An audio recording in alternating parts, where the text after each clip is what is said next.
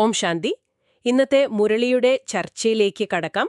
ഇന്നത്തെ തീയതി 26/5/2026. ബാബയുടെ മുരളി ചർച്ച ചെയ്യാം. പ്രിയ ശ്രോതാവേ, ഈ ആഴത്തിലുള്ള ചർച്ചയിലേക്ക് നിങ്ങൾക്ക് വലിയൊരു സ്വാഗതം. നമ്മളിന്ന് ചെയ്യാൻ പോകുന്നത് കേവലം ഒരു വായനയല്ല. അതെ, ഇതൊരു സാധാരണ വായനയല്ല. ശരിക്കും നമ്മുടെ ഉള്ളിലെ ആ ഉറങ്ങിക്കിടക്കുന്ന സത്യങ്ങളെ തൊട്ടുണർത്താൻ പ്രാപ്തിയുള്ള ഒരു വലിയ യാത്രയാണിന്ന് നമ്മൾ നടത്തുന്നത്. അപ്പോൾ ഇന്നത്തെ മുരളിയുടെ പ്രധാന ഹെഡിങ് വളരെ വ്യക്തമായി ഞാൻ ആദ്യം തന്നെ പറയാം. പറയൂ. ബാബ പറയുന്നു, മധുരമായ കുട്ടികളെ, സദാ ഈ സന്തോഷത്തിലിരിക്കണം. സ്വയം ഭഗവാൻ അധ്യാപകനായി നമ്മളെ പഠിപ്പിക്കുകയാണ്. നമ്മൾ ബാബയിൽ നിന്നും രാജയോഗം അഭ്യസിക്കുകയാണ്, പ്രജായോഗമല്ല. അതായത് ഈ ഹെഡിങ്ങിൽ തന്നെ ഇന്നത്തെ മുഴുവൻ പഠനത്തിന്റെയും ഒരു കാതലുണ്ടല്ലേ? തീർച്ചയായുമുണ്ട്. ഈ പഠിപ്പിന്റെ വിശേഷത എന്താണ് എന്ന് ഇന്നത്തെ മുരളിയിലെ പ്രധാന ചോദ്യവും അതിനുള്ള ഉത്തരവും ഇതിനോട് ചേർത്ത് നാം വളരെ ആഴത്തിൽ മനസ്സിലാക്കണം. ബാബ പറയുന്നു, ഈ പഠിപ്പിന്റെ ഏറ്റവും വലിയ വിശേഷത എന്തെന്നാൽ വർഷങ്ങളായി ഈ പഠിപ്പ് പഠിക്കുന്നവരെക്കാൾ ചിലപ്പോ പുതിയ കുട്ടികൾക്ക് വളരെ വേഗത്തിൽ മുന്നോട്ടു പോകാൻ സാധിക്കുന്നു എന്നതാണ്. ഓ, പുതിയ കുട്ടികൾക്ക് വേഗത്തിൽ പോകാൻ സാധിക്കുമോ? അതെ. ആര് 3 മാസമായിട്ട് തീവ്ര പുരുഷാർത്ഥം ചെയ്യുന്നുണ്ടോ അങ്ങനെയുള്ള പുതിയ കുട്ടികൾ പഴയവരെക്കാൾ മുന്നോട്ടു പോകാറുണ്ട് എന്ന് ബാബ പറയുന്നു. എന്നാൽ ഒരു സംശയം സ്വാഭാവികമായും ശ്രോതാക്കൾക്ക് വരാം. ഏതുവരെ നാം ഈ പുരുഷാർത്ഥം അല്ലെങ്കിൽ ഈ ആത്മീയ പരിശ്രമം തുടരണം? അതൊരു നല്ല ചോദ്യമാണ്. ഇതിന് ബാബ വളരെ വ്യക്തമായ ഉത്തരം നൽകുന്നുണ്ട്. ഏതുവരെ നാം പൂർണ്ണമായും വിജയികളാകുന്നില്ലയോ, അതായത് ആ കർമാതീത അവസ്ഥ പ്രാപിക്കുന്നില്ലയോ, അതുവരെ നമ്മൾ പുരുഷാർത്ഥം ചെയ്തുകൊണ്ടേയിരിക്കണം. കർമാതീത അവസ്ഥ, നമുക്കിതിനെ ഒന്ന് വിശദമായി പരിശോധിക്കാം. ഈ കർമാതീതാവസ്ഥ എന്ന് പറയുമ്പോൾ കേൾക്കുന്ന ഒരാൾക്ക് സ്വാഭാവികമായി തോന്നുക, ഇനി നമ്മൾ കർമ്മങ്ങളൊന്നും ചെയ്യാതെ എല്ലാം ഉപേക്ഷിച്ച് എവിടെയെങ്കിലും പോയിരിക്കണമെന്നാണോ? ശരിയാണ്, പലർക്കും അങ്ങനെ തോന്നും. അതായത് ഈ സന്യാസിമാരെ പോലെ കർമ്മം ചെയ്യാതിരിക്കുക എന്നാണോ ശരിക്കും ഇതിനർത്ഥം? ഒരിക്കലുമല്ല. അവിടെയാണ് ബാബ പഠിപ്പിക്കുന്ന ഈ രാജയോഗത്തിന്റെ പ്രത്യേകത കിടക്കുന്നത്.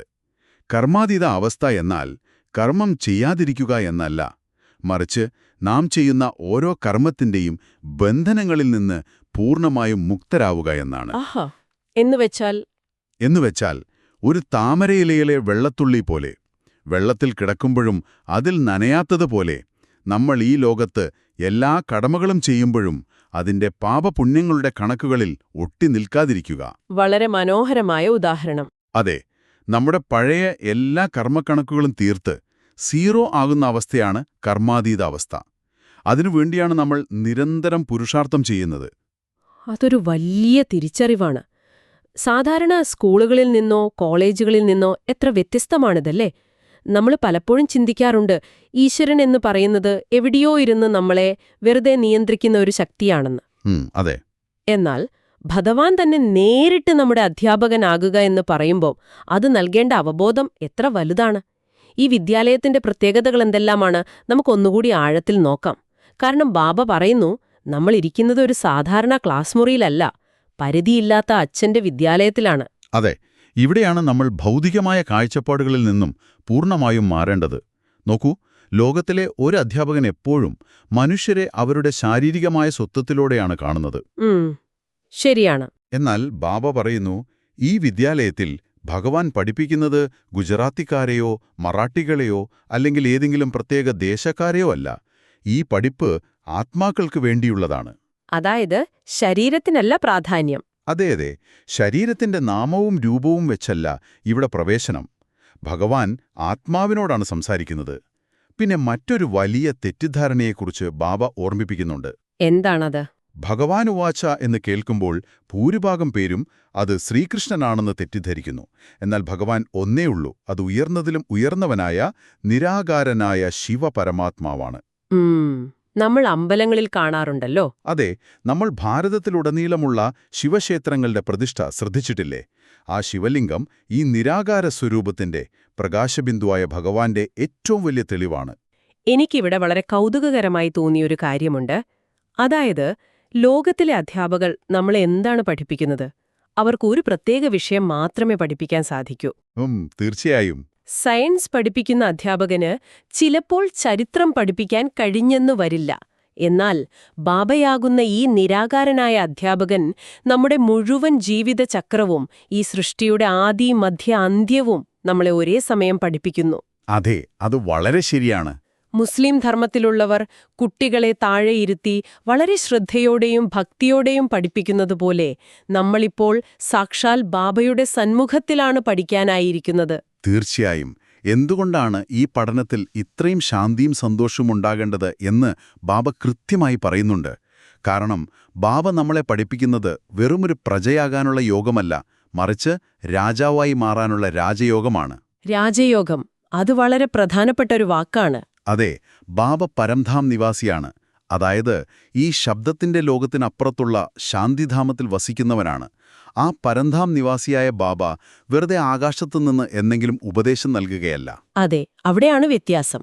മറിച്ച് ഈ ഭൂമിയിലേക്ക് ഇറങ്ങി വന്ന് നമ്മളെ പഠിപ്പിക്കുന്നു എന്ന സത്യം മനസ്സിലാക്കുമ്പോൾ നമ്മുടെ ഉള്ളിന്റെ ഉള്ളിൽ അളവില്ലാത്ത സന്തോഷമുണ്ടാകണം.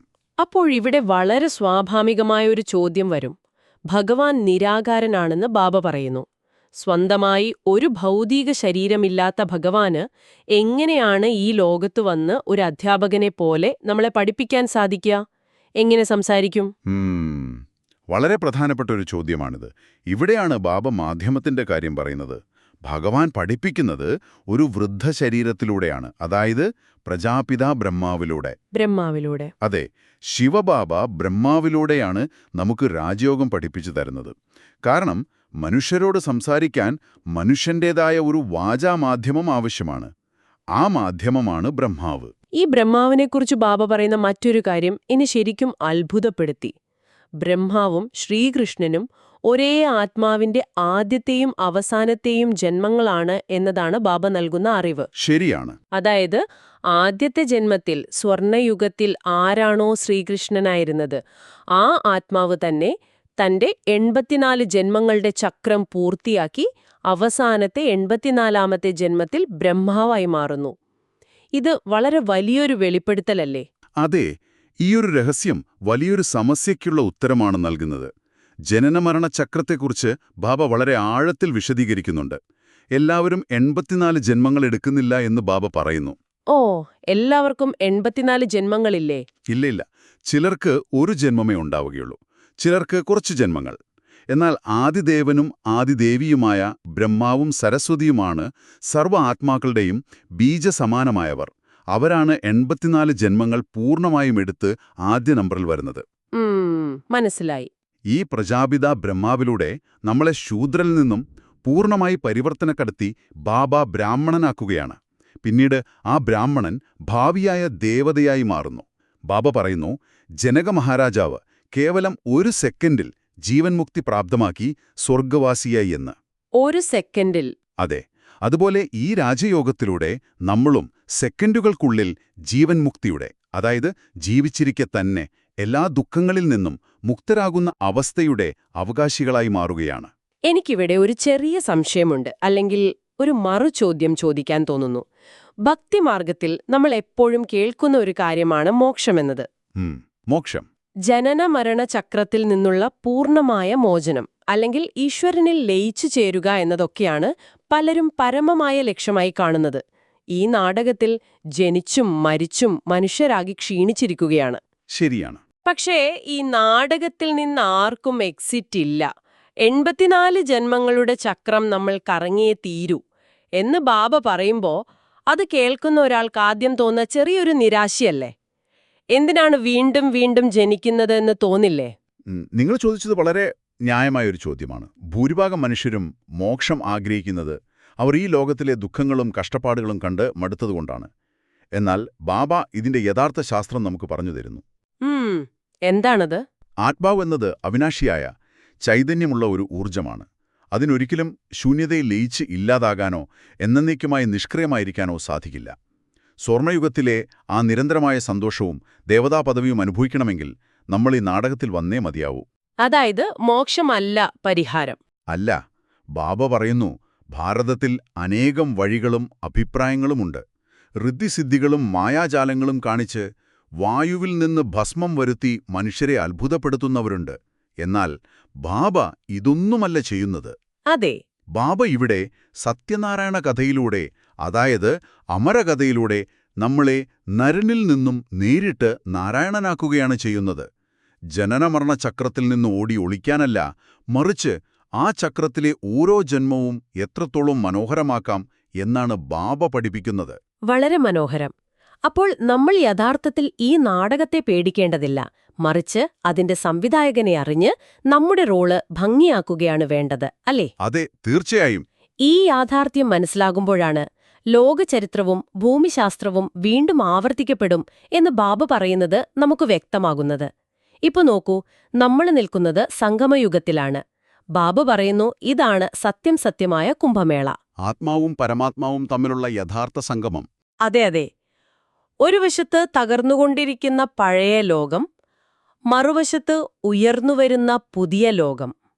പഴയത് പുതിയതാകും, പുതിയത് വീണ്ടും പഴയതാകും. ഇതൊരു വലിയ മാറ്റത്തിന്റെ സമയമാണ്. ഈ മാറ്റത്തിന്റെ വേഗത നമ്മളിന്ന് ചുറ്റുപാടും നോക്കിയാൽ കാണുന്നുണ്ട്. ബാബ ഓർമ്മിപ്പിക്കുന്നത് നോക്കൂ, ക്രിസ്തു വരുന്നതിന് മുമ്പ് ഈ ലോകത്ത് ജനസംഖ്യ വളരെ കുറവായിരുന്നു. എന്നാൽ ഇപ്പോൾ ജനസംഖ്യ അനിയന്ത്രിതമായി വർദ്ധിച്ചു, ധാന്യങ്ങൾക്ക് ക്ഷാമം വരുന്നു. നമ്മള് വാർത്തകളിൽ കാണാറുണ്ടല്ലേ അവ? അതെ, പ്രകൃതിക്ക് താങ്ങാൻ കഴിയാത്ത അവസ്ഥയിലേക്ക് കാര്യങ്ങൾ വളരെ വേഗം പോകുന്നു. അതുകൊണ്ട് ഈ പഴയ ലോകം വിനാശമാകുമെന്നും അതിനുശേഷം സ്വർഗം വരുമെന്നും ബാബ ഉറപ്പിച്ചു പറയുന്നു. സത്യയുഗത്തിലുണ്ടായിരുന്നത് ആദി സനാതന ദേവീദേവതാ ധർമ്മമാണ്. ആദി സനാതന ധർമ്മം. അതെ, അതിനെയാണിപ്പോൾ മനുഷ്യർ ഹിന്ദുധർമ്മമെന്ന് തെറ്റായി വിളിക്കുന്നത്. സ്വർണ്ണയുഗത്തിൽ നിന്നും വെള്ളി, ചെമ്പ്, ഇരുമ്പ് യുഗങ്ങളിലൂടെ നമ്മൾ പടിപടിയായി താഴേക്ക് വന്നു. നമ്മളിപ്പോൾ ആ 84 ജന്മങ്ങളുടെ ചക്രം പൂർത്തിയാക്കിയിരിക്കുകയാണ്. ഈ ഇരുമ്പ് യുഗത്തിലേക്കുള്ള നമ്മുടെ വീഴ്ചയെക്കുറിച്ച് പറയുമ്പോൾ എനിക്ക് ഇന്നത്തെ മുരളിയിൽ നിന്ന് കിട്ടിയ വളരെ മനോഹരമായൊരു ഉൾക്കാഴ്ചയുണ്ട്. പറയൂ. ശ്യാമസുന്ദരൻ എന്ന ആശയം. നമ്മൾ ഭക്തിയിൽ എത്രയോ കാലമായി ഈ പേര് കേൾക്കുന്നു. എന്നാൽ ഇതിന്റെ യഥാർത്ഥ അർത്ഥം ഇപ്പോഴാണ് ബാബ കൃത്യമായി പറഞ്ഞു തരുന്നത്. ശരിയാണ്. കാമചിതയിലിരുന്ന് തീർത്തും കറുത്തുപോയ, അതായത് ശ്യാമവർണ്ണമായി മാറിയ ആത്മാക്കളെ ബാബ ഇപ്പോൾ ജ്ഞാനചിതയിലിരുത്തി സ്വർഗത്തിന്റെ അധികാരികളാക്കി മാറ്റുന്നു. അപ്പോൾ അവർ വീണ്ടും സുന്ദരനായി മാറുന്നു. ശ്യാമനും സുന്ദരനും രണ്ടുപേരല്ല, അത് ഒരേ ആത്മാവിന്റെ 2 അവസ്ഥകളാണ്. ഇരുമ്പിൽ നിന്നും സ്വർണത്തിലേക്കുള്ള മാറ്റം. ഇതെത്ര മനോഹരമായൊരു വിശദീകരണമാണ്. പ്രിയ ശ്രോതാവേ, ഈ വലിയ മാറ്റത്തെ നമുക്ക് ഇന്നത്തെ നമ്മുടെ സാഹചര്യങ്ങളുമായൊന്ന് ബന്ധിപ്പിച്ചു നോക്കാം. നമ്മുടെ കമ്പ്യൂട്ടറുകളിലോ മൊബൈൽ ഫോണുകളിലോ ഉള്ള ഓപ്പറേറ്റിംഗ് സിസ്റ്റം പൂർണ്ണമായും കാലഹരണപ്പെടുമ്പോൾ എന്താണ് സംഭവിക്കുക? അത് സ്ലോ ആകും, ഹാങ് ആകും. അതെ, അതിൽ വൈറസ് കയറുന്നു, അത് വളരെ പതുക്കെയാകുന്നു, പുതിയ നല്ല ആപ്ലിക്കേഷനുകൾ ഒന്നും അതിൽ പ്രവർത്തിക്കില്ല. അപ്പോൾ നമ്മൾ എന്തു ചെയ്യും? ആ പഴയ സിസ്റ്റത്തിൽ തന്നെ കടിച്ചു തൂങ്ങില്ല. മറിച്ച് നമ്മളത് ഫോർമാറ്റ് ചെയ്ത് പുതിയൊരു വേഗതയേറിയ ഓപ്പറേറ്റിംഗ് സിസ്റ്റം ഇൻസ്റ്റാൾ ചെയ്യും. നല്ലൊരു ഉദാഹരണം. ബാബ പറയുന്നതും ഇതുതന്നെയാണ്. ഈ പഴയ ലോകം അഥവാ കലിയുഗം എന്ന ഓപ്പറേറ്റിംഗ് സിസ്റ്റം പൂർണ്ണമായും കേടായിരിക്കുന്നു. ബാബ ഇപ്പോൾ നമുക്കായി പുതിയ ലോകം അഥവാ സ്വർഗം എന്ന പുതിയ സിസ്റ്റം ഒരുക്കുകയാണ്. അപ്പോൾ നമ്മുടെ ബുദ്ധിയും ആ പുതിയ ലോകത്തിലേക്ക്, ആ പുതിയ മാറ്റത്തിലേക്ക് എത്രയും വേഗം മാറണം. പുതിയ ലോകത്തിലേക്ക് മാറണമെങ്കിൽ ഇപ്പോൾ നമുക്ക് ലഭിച്ചിരിക്കുന്ന ഈ ജന്മത്തിന്റെ വില നമ്മൾ മനസ്സിലാക്കണം. ബാബ പറയുന്നു, മനുഷ്യർ ഇന്ന് കക്കക്കു സമാനമായി മാറിയെന്ന്. കക്കയെന്ന് പറഞ്ഞാല് കടൽ തീരത്ത് കിടക്കുന്ന യാതൊരു വിലയുമില്ലാത്ത വെറുമൊരു വസ്തു. എന്നാൽ ബാബ നമ്മളെ സ്വന്തമാക്കിയതിലൂടെ ഇപ്പോൾ നമുക്ക് ലഭിച്ചിരിക്കുന്നത് വജ്രതുല്യമായ, ഒന്നിനോടും താരതമ്യം ചെയ്യാൻ കഴിയാത്ത വിലപ്പെട്ടൊരു ജന്മമാണ്. അതേ, വജ്രതുല്യമായ ജന്മം. ഈ ജന്മം ലഭിച്ചിട്ടും നമ്മൾ നമ്മുടെ സമയത്തെ എന്തിനാണ് അനാവശ്യ കാര്യങ്ങൾക്ക് പാഴാക്കുന്നത്? ബാബ വളരെ സ്നേഹത്തോടെ എന്നാൽ കർശനമായി ഓർമ്മിപ്പിക്കുന്നു, മരണം നമുക്ക് ചുറ്റും സമീപത്തായി തന്നെയുണ്ടെന്ന്. അതുകൊണ്ട് ഒരു സെക്കൻഡ് പോലും കളയാനില്ല. അതുകൊണ്ടാണ് ബാബ ഈ ആത്മീയ കോളേജിന്റെ പ്രാധാന്യം വീണ്ടും വീണ്ടും നമ്മളെ ഓർമ്മിപ്പിക്കുന്നത്.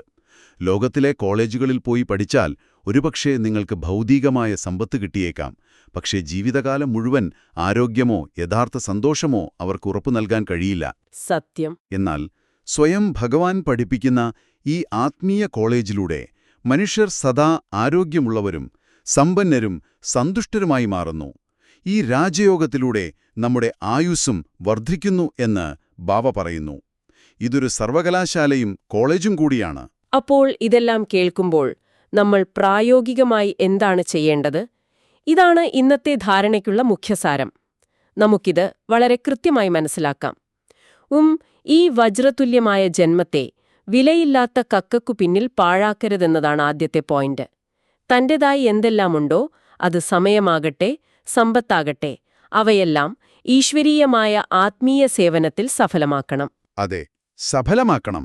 രണ്ടാമതായി, ഈ പഠിപ്പിനോടും പഠിപ്പിക്കുന്ന ആ നിരാകാരനായ ഭഗവാനോടും സത്യമായ പ്രീതി വെക്കണം. ഭഗവാൻ നേരിട്ട് വന്ന് നമ്മളെ പഠിപ്പിക്കുന്നു എന്ന ഈ വലിയ ലഹരിയിലും സന്തോഷത്തിലും സദായിരിക്കണം.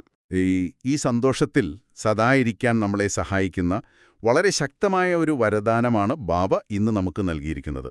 ഇന്നത്തെ വരദാനം ഇതാണ്: പിടിച്ചെടുക്കാനുള്ള ശക്തി, അതായത് ക്യാച്ചിങ് പവർ ഉപയോഗിച്ച് തന്റെ യഥാർത്ഥ സംസ്കാരത്തെ പിടിച്ചെടുത്ത് അതിന്റെ സ്വരൂപമാകുന്ന ശക്തിശാലിയായി ഭവിക്കട്ടെ. Catching power. അതെ, നമ്മുടെ ആത്മീയ പുരുഷാർത്ഥത്തിന്റെ മുഖ്യ ആധാരം തന്നെ ഈ പിടിച്ചെടുക്കാനുള്ള ശക്തിയാണ്. എനിക്കിത് കേട്ടപ്പോൾ ഓർമ്മ വന്നത് പഴയ കാലത്തെ റേഡിയോ ആണ്. ഒരു റേഡിയോ ആന്റിന് സിഗ്നലുകൾ പിടിച്ചെടുക്കുന്നത് നമ്മൾ കണ്ടിട്ടില്ലേ? കണ്ടിട്ടുണ്ട്. ഒരുപാട് ശബ്ദങ്ങളും ഫ്രീക്വൻസികളും അന്തരീക്ഷത്തിലുണ്ട്. എന്നാൽ നമ്മൾ ശരിയായ ഫ്രീക്വൻസിയിൽ കൃത്യമായി ട്യൂൺ ചെയ്യുമ്പോൾ വളരെ ദൂരെയുള്ളൊരു സ്റ്റുഡിയോയിൽ നടക്കുന്ന ഒരു പാട്ട് യാതൊരു തടസ്സവുമില്ലാതെ വ്യക്തമായി നമുക്ക് കേൾക്കാൻ സാധിക്കും. അതുപോലെയാണോ ബാബ പറയുന്നത് നമ്മുടെ ഈ ആദ്യ സംസ്കാരങ്ങളെ പിടിച്ചെടുക്കേണ്ടതും? വളരെ കൃത്യമായൊരു ഉദാഹരണമാണത്.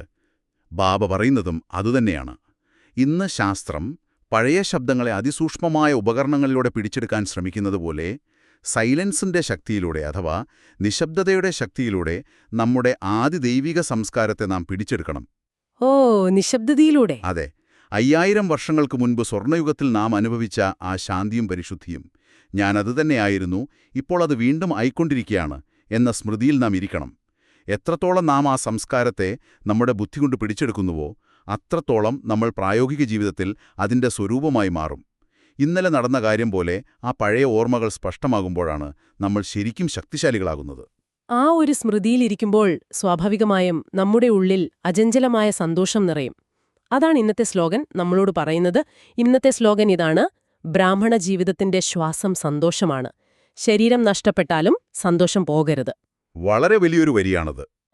ഈ ശരീരം തന്നെ പോയാലും ആ ആന്തരികമായ സന്തോഷം നമ്മൾ കൈവിടരുത് എന്നാണ് ബാബ പറയുന്നത്. തീർച്ചയായും. ഈ ആന്തരികമായ സന്തോഷം സദാ നിലനിർത്താൻ സഹായിക്കുന്ന ഒരു അവ്യക്ത സൂചന കൂടി ബാബ ഇന്ന് നൽകുന്നുണ്ട്. അവ്യക്ത സൂചനയ്ക്ക് നാം എപ്പോഴും വലിയ പ്രാധാന്യം നൽകണം.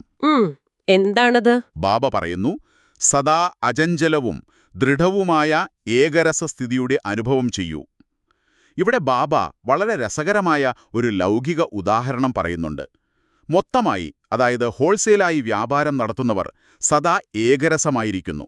അവർക്ക് ടെൻഷൻ കുറവാണ്. എന്നാൽ അല്പമായി, അഥവാ റീറ്റെയിലായി കച്ചവടം നടത്തുന്നവർ 2 തോണിയിൽ കാൽവെക്കുന്നവരെ പോലെയാണ്. അവരെപ്പോഴും ഏതെങ്കിലും കുരുക്കുകളിൽ അകപ്പെടും. ഇതിന്റെ ആത്മീയമായ അർത്ഥം എന്നുവെച്ചാൽ, നമ്മൾ ഭഗവാന് നമ്മളെത്തന്നെ സമർപ്പിക്കുമ്പോൾ കുറച്ചു ഭാഗം മാത്രം ഭഗവാന് നൽകി ബാക്കി നമ്മുടേതായി വെച്ചാൽ അത് ആ 2 തോണിയിൽ കാൽവെക്കുന്നതിന് തുല്യമാണല്ലേ? അതെപ്പോഴും പ്രശ്നങ്ങളുണ്ടാക്കും. അതെ അതെ, നമ്മൾ ഭഗവാനുമായി വ്യാപാരം ചെയ്യുകയാണെങ്കിൽ അത് സെക്കൻഡുകൾക്കുള്ളിൽ പൂർണ്ണമായും ചെയ്യുക. എന്റെ സമയം, എന്റെ ബന്ധങ്ങൾ, എന്റെ സമ്പത്ത് എന്ന് പറഞ്ഞ് ഹൃദയത്തെ കഷണം കഷണമാക്കരുത്. ശരിയാണ്. അതെല്ലാം ബാബയുടേതാണ് എന്ന പൂർണ്ണമായ സമർപ്പണത്തിലൂടെ മാത്രമേ ആ ഏകരസസ്ഥിതി, അതായത് ഒരേ ഒരു രസത്തിലുള്ള, ഒരേ ഒരു ഭഗവാനിനുള്ള അചഞ്ചലമായ അവസ്ഥ നമുക്ക് അനുഭവിച്ചറിയാൻ സാധിക്കൂ. ശരിക്കും നമ്മുടെ ചിന്തകളെ ആകെ മാറ്റിമറിക്കുന്ന എത്ര മനോഹരമായൊരു യാത്രയായിരുന്നു ഇന്നത്തേത്. ഇന്ന് ബാബ പറഞ്ഞ പ്രധാന കാര്യങ്ങൾ പ്രിയ ശ്രോതാക്കൾക്ക് വേണ്ടി നമുക്കൊന്ന് ചുരുക്കത്തിൽ റിവൈസ് ചെയ്യാം. ആദ്യം ബാബ ഓർമ്മിപ്പിച്ചു, നിരാകാരനായ പരമാത്മാവ് ഒരു മനുഷ്യ ശരീരത്തിലൂടെ, അതായത് ബ്രഹ്മാവിലൂടെ നമ്മളെ രാജയോഗം പഠിപ്പിക്കുകയാണ്. ഇവിടെ നമ്മൾ നരനിൽ നിന്നും നാരായണനാകുന്നു. രണ്ടാമതായി, 84 ജന്മങ്ങളുടെ ചക്രത്തെക്കുറിച്ച് നാം ആഴത്തിൽ മനസ്സിലാക്കി. ഈ ജനനമരണ ചക്രത്തിൽ നിന്നും ആർക്കും എക്സിറ്റ് അടിക്കാൻ കഴിയില്ല. തീർച്ചയായും. മൂന്നാമതായി, പഴയ ലോകത്തിന്റെ വിനാശവും പുതിയ സ്വർഗത്തിന്റെ സ്ഥാപനവും നടക്കുന്ന ഈ സംഗമയുഗത്തിന്റെ പ്രാധാന്യം നമ്മൾ കണ്ടു. നാലാമതായി ശ്യാമസുന്ദരന്റെ യഥാർത്ഥ അർത്ഥം നമ്മൾ മനസ്സിലാക്കി. അതായത് കാമചിതയിൽ നിന്നും ജ്ഞാനചിതയിലേക്കുള്ള ആത്മാവിന്റെ പരിവർത്തനം. പിന്നെ ഈ വജ്രതുല്യമായ ജന്മം വെറും കക്കക്ക് സമാനമായി പാഴാക്കാതിരിക്കാൻ ബാബ സ്നേഹത്തോടെ ഓർമ്മിപ്പിച്ചു. അവസാനമായി കേച്ചിങ് പവർ അഥവാ പിടിച്ചെടുക്കാനുള്ള ശക്തി ഉപയോഗിച്ച് നമ്മുടെ പഴയ സ്വർണ്ണയുഗത്തിലെ ആദിദൈവിക സംസ്കാരങ്ങളെ പിടിച്ചെടുത്ത് ശക്തിശാലിയാകാനും ബാബ നമ്മോട് പറഞ്ഞു. പ്രിയ ശ്രോതാവേ, ഈ ചർച്ച അവസാനിപ്പിക്കുന്നതിനു മുൻപ് നിങ്ങളുടെ സ്വന്തം ചിന്തയ്ക്കായി ഒരു കാര്യം ഞാൻ നൽകുകയാണ്. നിങ്ങൾ ചിന്തിച്ചു നോക്കൂ.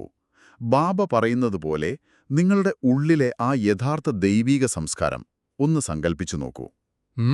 നിങ്ങളിലെ ഏറ്റവും പരിശുദ്ധമായ, ശാന്തമായ ആ സ്വർണ്ണയുഗത്തിലെ അവസ്ഥ, ആ കേച്ചിങ് പവർ ഉപയോഗിച്ച് ആ പഴയ ഓർമ്മകളെ, യാതൊരു കലർപ്പുമില്ലാത്ത ആ പഴയ നിങ്ങളെ ഇന്നത്തെ ഈ ദിവസത്തിലേക്ക്, ഈ നിമിഷത്തിലേക്ക് കൊണ്ടുവരാൻ നിങ്ങൾക്ക് കഴിഞ്ഞാൽ, നിങ്ങളുടെ ഇന്നത്തെ ഓരോ പ്രവൃത്തിയിലും ഓരോ വാക്കിലും എത്ര വലിയ മാറ്റമായിരിക്കും ഉണ്ടാവുക എന്ന് ഒന്ന് ചിന്തിച്ചു നോക്കൂ.